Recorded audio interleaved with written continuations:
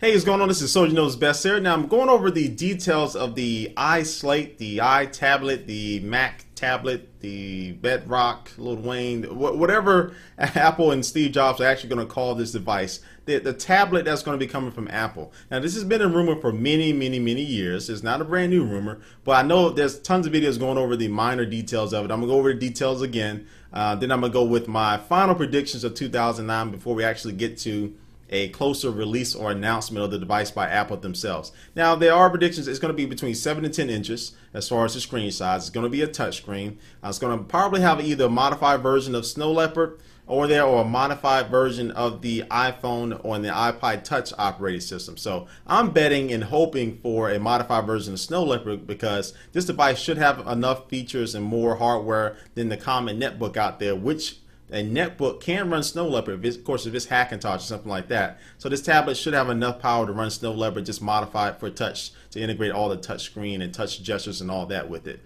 It's going to have a built-in iSight camera in the front. Now, one of my things that I just came across today, somebody said that they may actually have the technology in there with the built-in iSight, where actually with your hand, you can actually swipe your hand in front of the camera, swipe up or down, left or right, or doing other type of gestures with it to flip through a page in a book or a magazine, to scroll up and down a web page. And I know some people are thinking that defeats the purpose of a touchscreen device, but that would be cool, not having to touch the device as much as you want to. So I think that type of technology has been out for a while, just not really integrated in a lot of devices as far as public use, and it should be a pretty easy implementation from Apple to actually, I don't know if I said that word right, but for Apple to implement into this device very easily.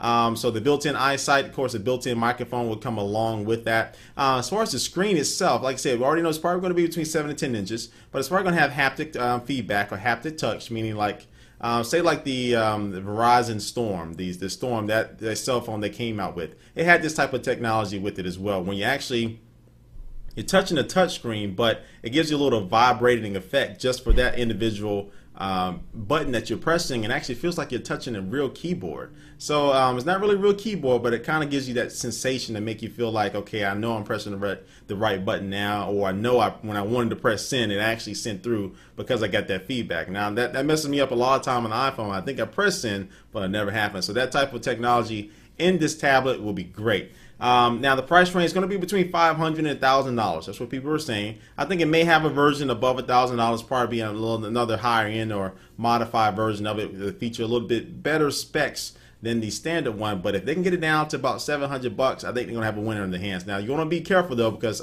I do predict this product is going to sell out. I think people are going to be waiting in the stores just like they were for the iPhone. Not as long of lines, but people don't order online and want to wait to the store. If they do a store release that coincides with the online pre-order release, I think it can actually be a pretty high demand device. You see, Apple stocks actually went up these holidays because of these rumors of the iSlate. I hate that name, but because of the rumors of the iSlate, the stock skyrocketed. So interest, analysts, people in the business world, people have claimed they got their hands on it, people know the people are working with it. So we will definitely see this device in 2010. Also, newspaper and magazine editors and companies are working with Apple to produce content that is strictly for customized for this device. And I've seen a lot of videos showing this thing how to work and how they actually proof of concept, and if they can actually pull this off, it's going to be great. Now Apple is supposedly going to be holding an event on January 26th. Looks like they have reserved a building or a auditorium wherever they do their announcements at. And they're going to be holding an event on January 26th. They haven't came out and said anything what it's going to be on, but more than likely it's going to be on a brand new MacBook Pro with a quad-core processor. It's going to be with a Mac Pro that has a 6-core processor, and also it's going to be the introduction of this iSlate. It's not going to be a release. They're probably just going to introduce it and then actually release it probably about 2 or 3 months later after they actually produce enough of these things to go around. So this is Soldier Knows Best. So hopefully this will be the final rundown before 2010. I'll probably do another video as it get close and more details and leaks come out to January 26th. But I think this covers a lot of things. But again, thanks for watching this video, and I'll catch you later. Peace.